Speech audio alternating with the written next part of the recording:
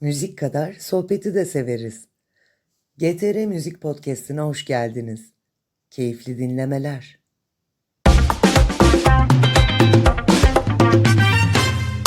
Efendim Kat'ın yeni bölümüne hoş geldiniz. Bugün yanımda yine dijital dünyanın gizli mimarı Esra Gençkaya var. Esra'cığım yine böyle o meşhur dijitalle bakışlarının etrafa bakıyorsun ama çok zorlamadıkça yeni sorun çıkarmamaya gayret göster. Yani aslında benim sorunlarla pek işim olmuyor da o sorun kısmını genellikle sen çözüyorsun.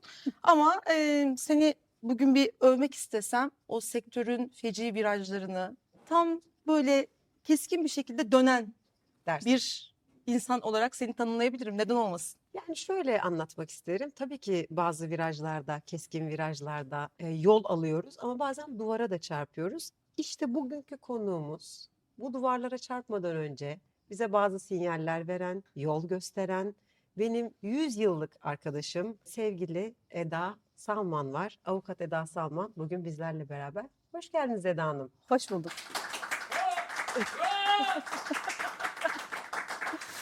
Yani aslında bir yandan bizim, bir yandan sektörün, bir yandan işte müzik camiasının bütün sorunlarını çözen insan olarak özellikle telif hukukunda senin konumunu tartışmakla ilgili bizim bir şeyimiz yok zaten. Ben sorulara geçmeden önce şunu merak ediyorum. Ya bu kadar işte davalarla uğraşıyorsun, telif davalarıyla uğraşıyorsun, sanatçıların kaprislerini vesaire çekiyorsun. Okey her şey. Peki o mu daha zor yoksa Sinem'le 26 yıllık arkadaş olmak mı?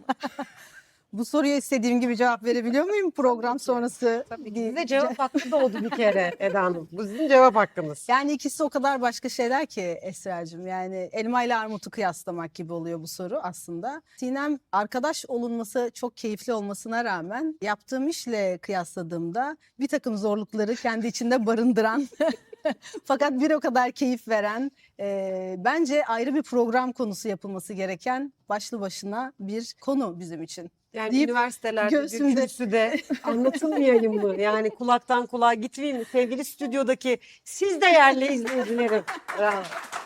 Arkadaşlar stüdyo bugün ilk defa bu kadar kalabalık. Eda Hanım konusunda uzman diğer arkadaşlarla beraber stüdyomuza gelmişler ve bizlerle beraberler. Eda'cığım şaka bir yana hoş geldin. Aslında az evvel söylediğim gibi sen bizim için bizim yol haritamızı çizen, sektörde bütün arkadaşlarımıza seni tavsiye etmek gibi bir şey değil ama senin de bize verdiğin tavsiyelerle her müzisyenin, her sanatçının bir menajerden evvel avukat olması gerektiği konusunu herkese uyarmış, ikaz etmiş. Bu anlamda çok yol göstericilik yapmış birisin. Bize bizim programımızın klişe bir soru şeyi var. Önce bize neler oluyor, neler bitiyor, kendi hayatında sektörle ilgili bize böyle küçük bilgiler vermen gerekirse neler oluyor? Bize bir kısaca anlatır mısın? Nerede bulacağız seni? Ne yapıyorsun şu anda? Bu zamanlarda, son zamanlarda. Aslında neler oldu, nasıl buralara geldikle ilgili başlayalım. Gerçi bu sorunun cevabını en iyi siz biliyorsunuz galiba. 20 yıldır kendi alanımda çalışıyorum. Hukuk tarafındayım. Bu hukuk dünyasının içerisinde çok keyifli olduğunu sizler sayesinde keşfettiğim bir alana daha kendi içimde yatırım yapmak zorunda hissettim kendimi. Çünkü hukukta bazı alanlar var. Bu alanlar özel bilgi ve deneyim gerektiren alanlar. Telif bunlardan bir tanesi. Teorik bilgiye sahip olsanız da sahayı iyi bilmeden, sahada dönen gerçekleri bilmeden, hukuk dünyasındaki dille uygulamadaki dilin birleştiğini, daha doğrusu birleştirebildiğiniz anda başarılı olabildiğiniz bir alan var ve bu alana aslında ben arkadaşlarımın yaşadığı problemler sayesinde adım atmış oldum. Çok uzun bir zamandır da sizinle birlikte ve diğer sanatçı, yapımcı ve sektörün diğer şapkasını taşıyan herkesle beraber yol almaya çalışıyorum. Çok şey oluyor. Neler oluyor derken belki sorularınızla birlikte bunları konuşuyor oluruz. Bu tarafta çok şey oluyor. Çok şey olması lazımken olamıyor. Siz de biliyorsunuz bunların hepsini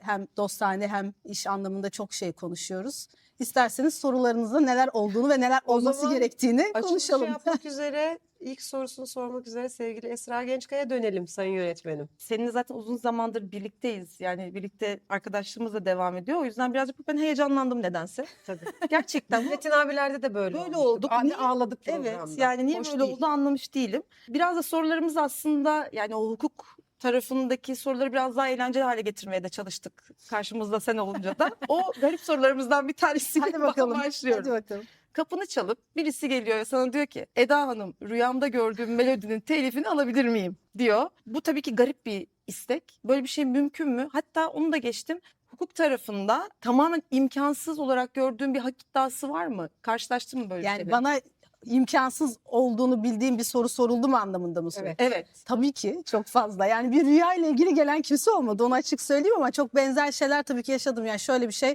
geldi. Aklıma ilk gelen sen soruyu sorarken. Sürekli mırıldandığı bir melodinin yeni bir müzik eseri olarak karşısına çıktığını, etrafındaki kime sorarsak soralım onu yıllardır mırıldandığını söyleyen biriyle karşılaştım. Ve bunu ispat edebileceğini söylüyor. Bir kayıt yok, bir şey yok elbette ama beni tanıyan herkes bunu benim yıllardır mırıldandığımı çok iyi bilir diye bir şeyle karşılaştım Ama belki arkadaşlar. haklıdır. Kulak hırsızdır derler.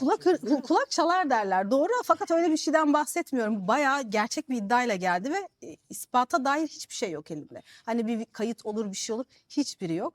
Yani bu tür sorulara da sen nasıl bunu sordun böyle şey olur mu da diyemiyoruz ama genelde verdiğim reaksiyon şöyle. Hatta şöyle şeyler de diyorlar mesela şimdi biliyorsun sadece müzikte telif diye düşünmeyelim. İşte bir yazılım veya işte günlük hayatta çok kullandığımız uygulamalar. Ben bunu düşünmüştüm bu benim fikrimdi ben bunu söylemiştim. Tamam çok güzel ama sen bunu kaydetmezsen hani hukuk seni duymaz ya.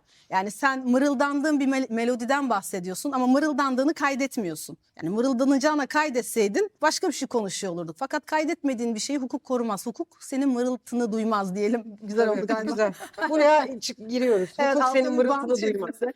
Radyoda bir şarkı dinliyorsun. Arabanda güzel giderken keyifli bir gün. Şöyle sorular kafanı karıştırıyor mu? Acaba bu sample'ın iznini almışlar mıdır deyip o şarkının tadını kaçırdığın zamanların oluyor mu? Yani aslında profesyonel hayatın senin özel hayatına nasıl sirayet ediyor? Çok acayip geniş bir soru ama şöyle bir örnek vereyim. Özellikle 90'lı yılların parçalarını falan dinlerken şimdi o zaman biliyorsunuz bu izinler, clearance'lar falan yok hak getire. Özellikle böyle nostaljik şarkılar dinlerken bir taraftan böyle onun tadını çıkarıp o havaya girebiliyorum ama bir taraftan da diyorum ki bu sample izni alındı mı acaba? Bu clearance yapıldı mı falan? Hep bir tarafta bir risk analizi yapan tarafım elbette oluyor. Evet. Mesleki deformasyon. Diyelim buna. Evet. Peki yapay zeka senin sesini ve tarzını kopyalasa ve bir şarkı yapsa. Bu benim emeğim mi dersin yoksa kanunda yolu yok geçmiş olsun bir soğuk su içeyim mi dersin? Şimdi buna kanunda yeri yok diyecek son insan benim herhalde arkadaşlar. Çünkü kanunda yeri yok denmemesi gerektiğine dair bir çalışma içinde oldum son zamanlarda. Bunu duyurmaya da çalıştık. Bir meslek birliğimizin bilim kurulunda görev yapıyorum ve yapay zeka ilkeleri diye bir şey yayınladık çok yakın bir zamanda. Bunu dünyada yapan başka meslek birlikleri de vardı ama Türkiye'de biz de bunun öncüsü gibi bu ilkeleri yayınladık. Ne mesela çok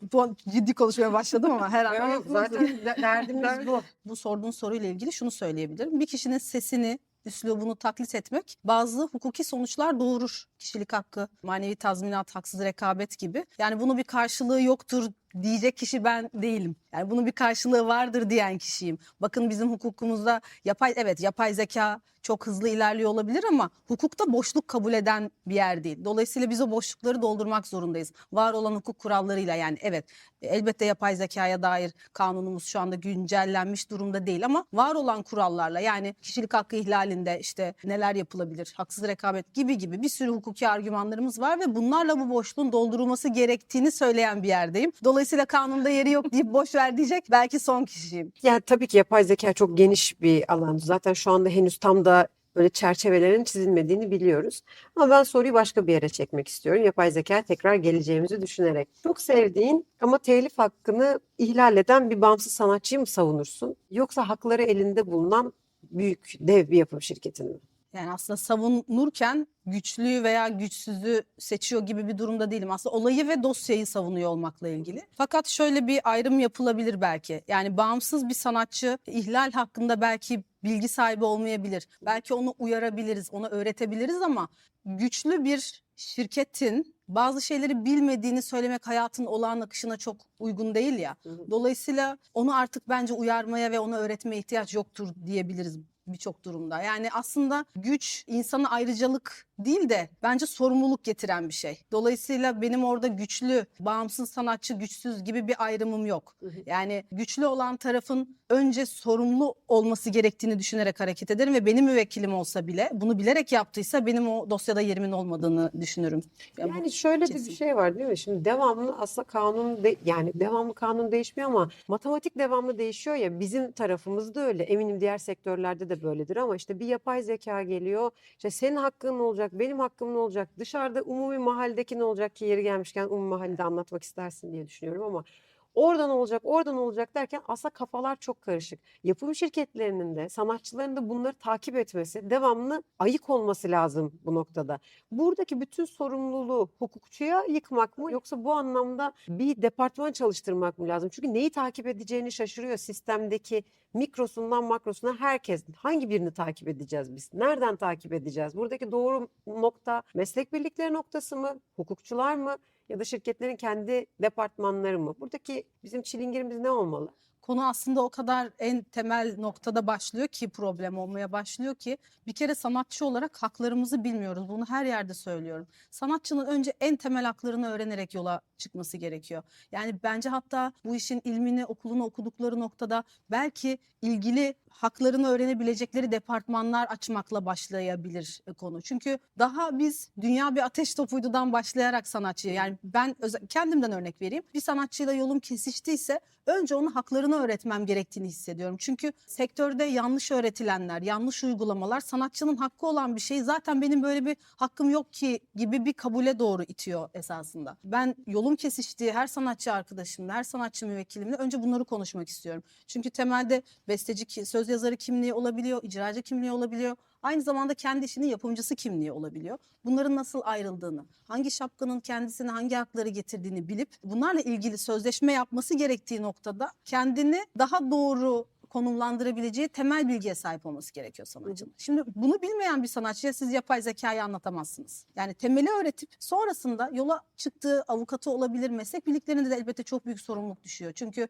burada sanatçıyı aydınlatma, yani en azından eser sahibi meslek birliği için konuşacak olursak, şu an yapay zekanın getirdiği en büyük sorunlardan bir tanesi de eser üstündeki haklarla ilgili süregelen ihlaller veya işte yapım hakları da için de aynı şey geçerli elbette. Yani daha temeli bilmeyen birine siz yapay zeka gibi şu an dünyanın içinden çıkamadığı şeyleri öğretemezsiniz. Evet. Dolayısıyla o temeli vermekle başlamak gerek. Burada da sanatçı arkadaşlarımızın güvendiği, kol kola girdiği elbette bir hukukçusu olması gerek ama meslek birliklerinin de güncel gelişmeleri takip edip hak sahiplerini güncellemesi gerektiğini düşünüyorum.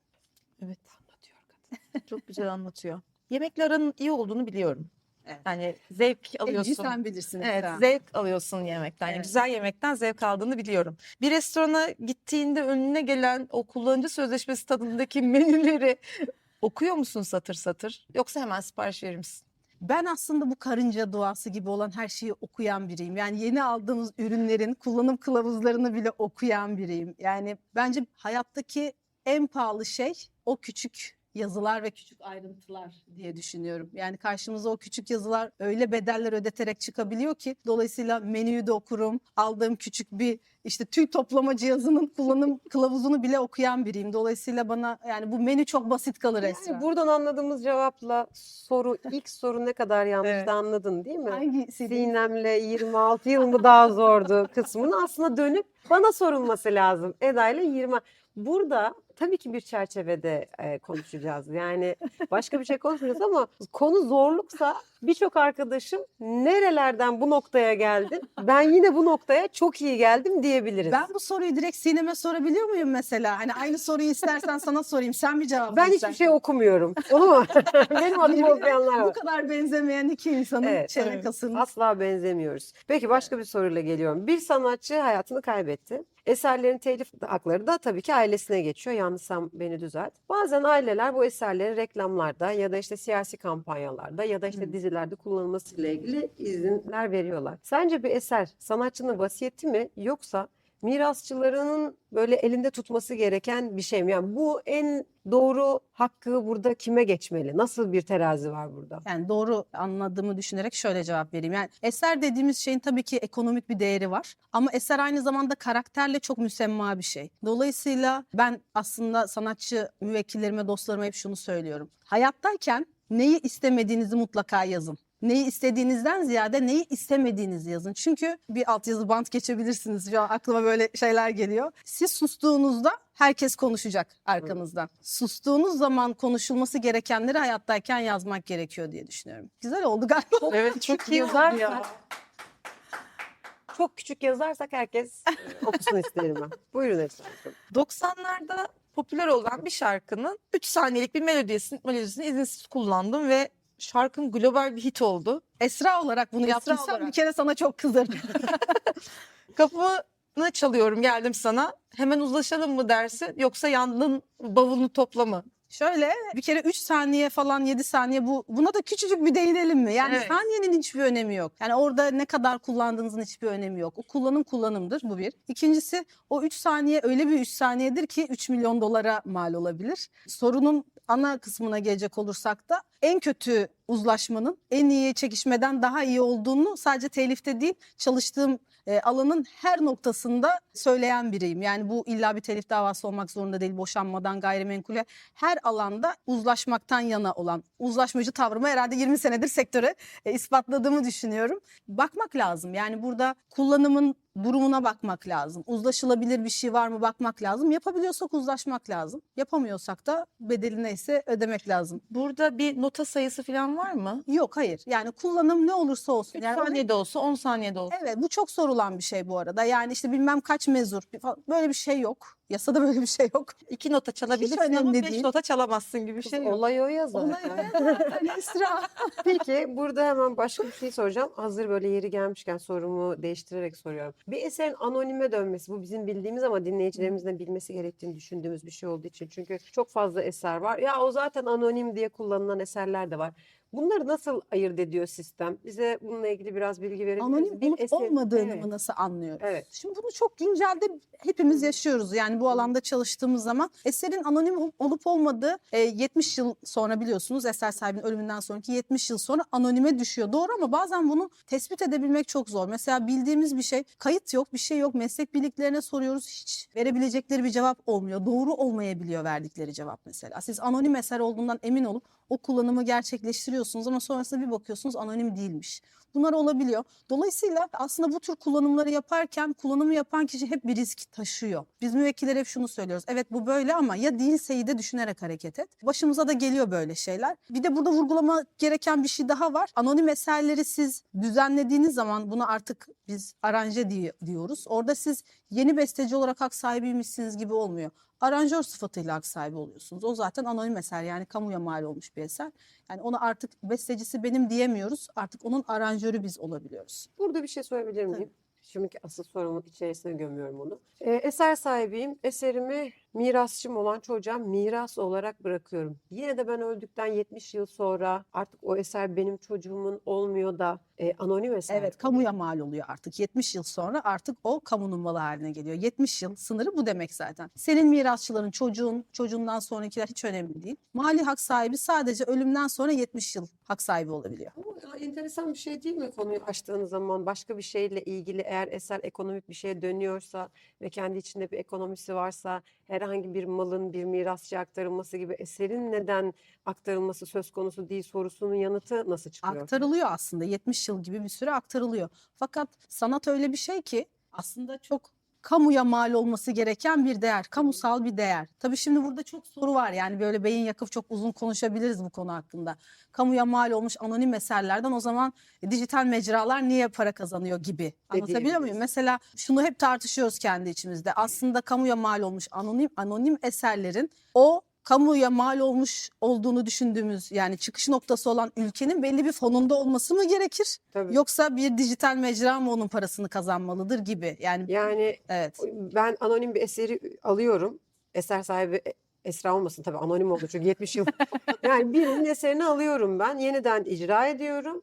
Onun geliri ni alıyorum anonim olduğu için. Ama eserin hak sahibi ya da mirasçıları oradan bir şey almıyorlar. Çünkü 70 yıl geçmiş gibi bir matematikte bir dengesizlik var Aslında sanki. gibi. kamuya mal olduğu ölçüde gerçekten onun gelirinin de kamuya mal Mal olması olması gerekiyor. lazım. Çünkü onu kamuda belki bir fonda bir öneri olarak bilmiyorum belki hani izleyen bunu gerçekleştirebilecek birilerine belki kafa açar. Bunun gelirinin de aslında kamusal bir yerde toplanıp belki yeni eserlerin üretilmesi için, belki başka projeler için, belki mali durumu yetersiz ama işte oluyor ya Kültür Bakanlığı'nın fonları falan belli bir yerde toplanması çok daha tatlı Belli bir olmaz mı? oranı da olabilir. Yani Olabilir tabii ki tabii yeniden ki. icra ettiğin zaman burada da bir senin de hakkın olan bir durum oluyor. Az evvel O söylediğim ayrı. gibi. Düzenleme ile ilgili kısmı ayrı ama eser sahibinin haklarının aslında gelirinin belli yani o kamuya mal oldu dediğimiz ülkenin belli bir fonunda toplanması tatlı olmaz mıydı? Bu noktada ben bir soru sorabilir miyim? Hep müzik üzerinden konuşuyorsunuz ya, bu bir sanat tablo olsaydı nasıl olacak, nasıl işleyecek o zaman? Aynı işleyecek çünkü kanunda müzik eseri veya işte sanat eseri, işte edebi eser diye bir ayrım yok. eser türlerinin tamamı için aynı kurallar geçerli. O yüzden bence hepsini uygulayabiliriz, uygulamalıyız da şu durumda. Bizim aslında Sinem'le çok karşılaştığımız bir durum var. İşte sanatçılarımız ya da sanatçı dostlarımız gelip işte ben coverladım, şarkı coverladım. İşte YouTube kanalıma ya da işte Instagram'a koydum ama işte yayınlasam sıkıntı olur mu? Biz de her zaman diyoruz ki ulaşabiliyorsan sanatçıdan izin al. Çünkü en azından daha yolunda yapmış olursun bir işi. Birkaç gün sonra başına bir şey gelirse de bir sıkıntı yaratmazsın. Buyurunuz benim iznim var dersin. Ama bir yandan da çok güzel coverladı şarkıyı. Instagram'a koydu, YouTube'a koydu ve eser sahibi bir anda o videoyu yayından kaldırdı. Aslında bu işte o izin almadan yapanlar için ben aslında sanata sahip çıkıyorum kafasında bir şey. Ama eser sahibi açısından baktığı zaman da izinsiz kullanıma gidiyor. Bununla ilgili senin düşüncen nedir? Bu tarz izinsiz kullanımlarla ilgili. Anladım. Yani eser sahibinin bunu önlemesiyle ilgili durumu anladığım kadarıyla soruyorsun. Bir amaca bakarım amaç mı diye. Bir de gelire bakarım gelir mi diye. Yani şöyle aslında. Şöyle bir şey söyleyebilirim. Çok büyük bir işte reklam geliri, bir kar durumu yok ve eser sahibini de incitecek garip bir söylem yok ortada, garip bir durum yok ortada. Böyle bir durumda da engellendiği zaman tabii çok durumu has bir şey konuşmak lazım. Olaydan olaya değişebilecek bir şey ama orada belki egosal bir durum oluyor olabilir. Yani ortada hiç sana zarar veren bir kullanım yok. Ticari bir kar amacı yok. Gelir, reklam geliri falan yok. İstemiyorum gibi şeyler biraz egosal olabilir. Tabii oluyor her bu? zaman için Emsal söyleyemeyiz. olacağını düşündüğü için izin vermiyor olabilir. Bir duruş olabilir ama bazı durumlarda da egosal bir şey olabilir. Yani bunu durumdan duruma konuşmak lazım. Daha önceden başımıza gelmişti. Şarkıyı coverlamışlar, yüklemişler. 50 milyon izlenmiş. Mesela burada işte az önce ilk söylediğim cümle bir gelire bakarım gelir mi diye. Ve kanal da gelir elde etmeyen bir kanaldı. Yani aslında orada koymuş ama o kendi kanallarında bir gelir elde etme durumu yok. Bazen savaş boyalarını sürüp böyle olayın üstüne gitmek her zaman doğru bir strateji olmayabilir. Ben bu tür durumlarda stratejik yaklaşmaktan yanayım. Orada çok ciddi gelir elde eden bir şey varsa hadi bunu kaldıralım gibi bir yaklaşım bence çok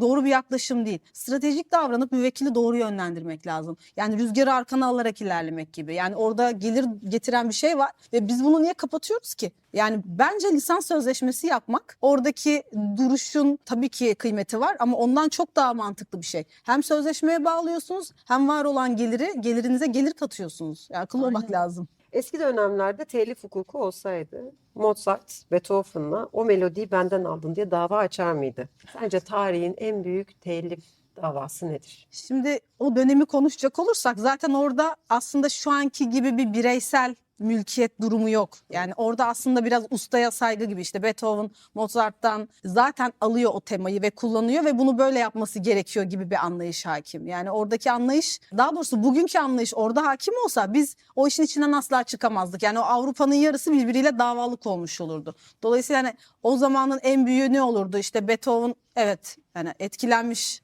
almış doğru. Almalı aslında o zamanki anlayışa göre ama şu anki bireysel mülkiyet durumu bambaşka bir dünya. Yani şu anki anlayışı o zaman uygularsak biz yanmışız. Bütün Avrupa birbirine girerdi o zaman muhtemelen. Orası girmesin ama artık şu an bir orası Hiç gerek şu an yok. sessiz Ağzımızın şey. tadı bozulmasın. Geçtiğimiz günlerde Alper de dahil olmak üzere dördümüz bir Gürcistan tatili yaptık. Bol bol da tatlı dozlarla dedikodu da yaptık. Evet. Senden şimdi isim almadan bir hukuki dedikodu böyle vardır kesin sende. O yüzden merak ederek soruyorum. Hayatında imzaladığın ve okuduğun en tehlikeli ve seni en çok şaşırtan sözleşme maddesi neydi? Var mı böyle bir şey oldu mu? Hep oluyor ve ısrarla bunu yapmaya da devam ediyorlar. Benim en çok böyle tehlikeli bulduğum madde süresiz, sınırsız ve henüz gelmemiş teknolojilere dair. Sinem bunu çok iyi bilir. Yani o maddeler gerçekten yani hukukta en tehlikeli şey insanın altyazı girebiliyor musun? Geleceğine dair bir taahhütte bulunması. Yani geleceğimizi satmayalım arkadaşlar. Bilmediğimiz bir teknolojiye dair taahhütte bulunamayız. Bulunmamalıyız. Ben o masada olmam. O masadan kalktığım çok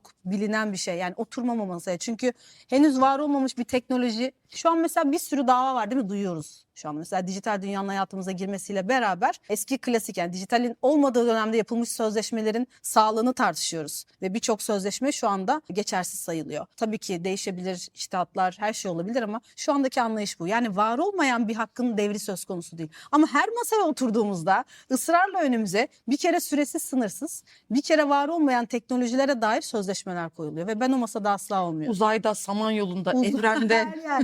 Yani bir de şimdi avukat arkadaşlarımızı da anlıyorum şimdi. Böyle bir anlayışın hakim olduğu bir sektörde böyle şeyler yazılıyor işte. Uzay hakları bilmem ne. Yani işi bilen meslektaşımızın orada yazacağı çok sınırlı birkaç cümle olmalıdır. Uzay hakkı bilmem ne dediğim zaman zaten Yargıtay bunu saymadıysan demek ki bunu söylemek istemedin diyor. Bir kere saymak aslında tek tek saymak bizim yararımıza da değil, zararımıza. Dolayısıyla neyi hangi cümleyle devredeceğini bilen bir avukatın bu tür kaygılar yaşamasına gerek yok. Ben hakları süresiz sınırsız devreden ve ucu açık teknolojilere atıfta bulunan sözleşmelerin olduğu hiçbir masada oturmuyorum. Oturmamayı tercih ediyorum. Oturulmaması gerektiğini de ısrarla tavsiye ediyorum. Dedikodu alamadın Esra ama temkinli bir şekilde, sorunlu bir şekilde Ben devredin. bir soruyla hemen burayı parlatmak istiyorum. Bir küçük bize cayma hakkını da anlatabiliriz. Çünkü cayma hakkı aslında önemli bir hak. Evet. Ve çok da böyle perde arkasında kalmış, böyle uzaktan izleyen bir hak. Biraz belki dinleyicilerimiz için bizim aslında hakim olduğumuz bu hakkı anlatabilir misiniz? Evet, cayma hakkı aslında biz hukukçular için altın değerinde bir hak. Yani bunu kullanmayı bilen bir hukukçunun gerçekten müvekkiline çok şey katabileceğini düşünüyorum. Fakat bu nacizane 20 yıllık hukukçu geçmişimde bu hakkın ben doğru uygulandığını, doğru yapıldığını görmedim. Doğru bir örnek görmedim. İnanabiliyor musunuz? Yani davalar cayma hakkından dolayı açılmış davalarda hep gördüğümüz şey cayma hakkının yanlış kullanıldığıyla ilgili. Oysa ki o kadar basit bir şey ki şekil kurallarına uyacaksınız. Önce tabii şundan başlayalım. Nedir cayma hakkı? Diyelim ki bir mali hak sözleşmesi yaptınız. Sen dedin ki işte Eda'cığım ben bu hakkımı sana verdim. Sen bunu gereğini yap. Bir sözleşme yaptık aramızda. Fakat ben bunu mındar ettim tırnak içinde. Kullanmadım, gerekli yatırımı yapmadım. Öyle orada çürüdü gitti. O zaman dönüp şunu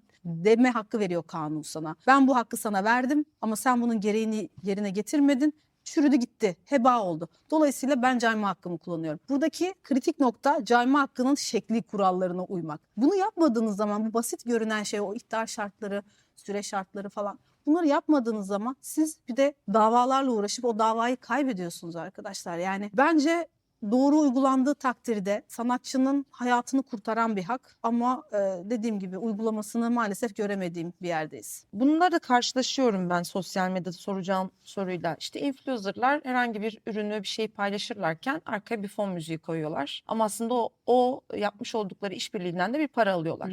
Ama Instagram kataloğundan seçmiş oldukları müzikle ya da TikTok kataloğundan seçmiş oldukları müzikle o ürünün reklamını yapıyorlar. Ama kullandıkları şarkıya herhangi bir şekilde bir bedel ödemeksizin paylaşımlar oluyor. Ben bununla çok sık karşılaşıyorum. Bu tarz böyle bir şeyde işte sanatçı geldi, benim şarkımı izinsiz kullanmışlar. İşte ya da bu şey oluyor, işte bir marka çok fazla karşımıza çıktığı için Gökhan tarafında söylüyorum. Sevgililer Günü kampanyası yapıyor. Altına Gökhan'ın aşkı koymuş ve sponsor olarak benim önüme bu reklamlar çıkıyor. Sonra biz yazıyoruz. Lütfen kaldırın sponsorlu reklamı, durdurun deyip bir şekilde hani güzel dille anlatıp o reklamları durdurabiliyoruz. Yani başımıza böyle şeyler geliyor. Böyle bir şeyle karşılaşsak ama belki de o reklam kampanyası çok ciddi rakamlarla alınmış bir kampanya olsa hemen dava açalım mı dersin? Yoksa aslında en başta söylediğin gibi uzlaşmaya giderim ben. Ya reklam da hoş oldu, aksın gitsin mi diye müvekkiline destek olursun, yorumlarsın. Duruma has bir karar vermek lazım burada. Bir kere şunu belirtmek lazım. Hani bizim bu sosyal medyadaki paylaşımlarda arka fondaki müziği katalogdan seçip seçmediğimiz veya işte kendimiz arabanın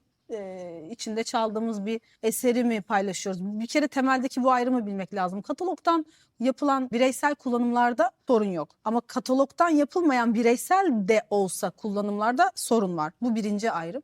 İkinci ayrım, katalogdan kullandı ama bireysel değil, ticarete konu etti ve bu aldı yürüdü. Çok da başımıza geliyor böyle şeyler. O zaman işte eser sahibinin ve diğer hak sahiplerinin o zaman bir talep hakkı var. Baktık çok saçma sapan bir paylaşım ve zaten sanatçının orada eserini kullanılması sanatçıya bazen zarar bile verebiliyor. Çok hoşuna gitmeyecek bir ürün olabilir veya işte onun o güne kadarki içinde bulunduğu işbirliklerinin değerini aşağı çeken bir şey. O zaman kaldırmaktan yanayım. Ama baktık ki gerçekten kıymet veren, değer katan bir şey. O zaman tabii ki yani bağcıyı mı döveceğiz, üzüm mü yiyeceğiz? Kesinlikle duruma göre değerlendirmemiz gereken bir yerde olmalıyız. Peki bence sanatçılarımız da ya da işte hem oyuncular hem de sanatçılar, yani müzik tarafındaki kişiler de şu şey var ya, herhangi bir şey paylaştığımız anda reklamdır, tavsiyedir. Ya onunla ilgili de bir şey söylesene, biz neye reklam yazacağız, neye tavsiye yazacağız, neye reklam değildir yazacağız. Çünkü başımıza geliyor işte hediye gönderiyorlar Hı hı. sanatçıya ve paylaşmamız gerekiyor. Ya da işte konserde bir kombin giyiniyor, o kombinin paylaşmamız gerekiyor. Bu tür durumlarda ne yapacağız? İşte bu çok geniş bir konu. Tabii ki artık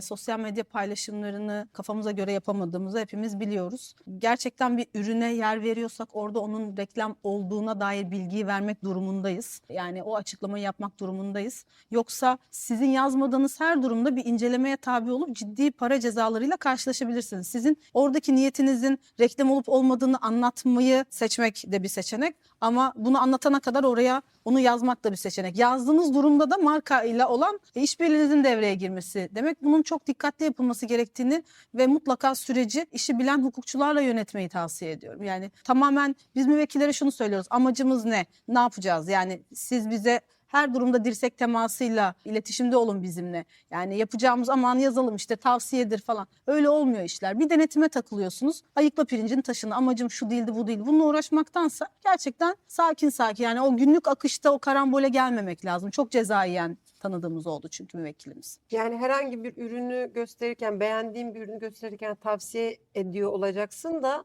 reklamdan gelir elde ediyorsan artık Tabii. ya gelir elde ediyorsam da tavsiye dediysem de kafası karışabilir. Tabii. Yani o açıklamaya Yani- girmektense o topa girmemeyi tercih Girmemeye etmek tercih lazım. eder. Evet, çok karışık. Evet. Çok karışık. aynen. Eda Salman bir gün cübbesini bıraktı ve şarkı yazmaya karar verdi. Bu yazacağı şarkı ve gitmek istediği yolda Türünü sormayacaksın inşallah. arabesk, çünkü biliyoruz. İlk yapacağı hamle ne olur? Yani bugün Eda Salman bir müzikal yolculuğa başlayacak olsa ilk yapacağı hamle ne olur? Şarkıdan önce sözleşmesini yazardım. Önce onu yazardım, ondan sonra bakarız deyip. Evet.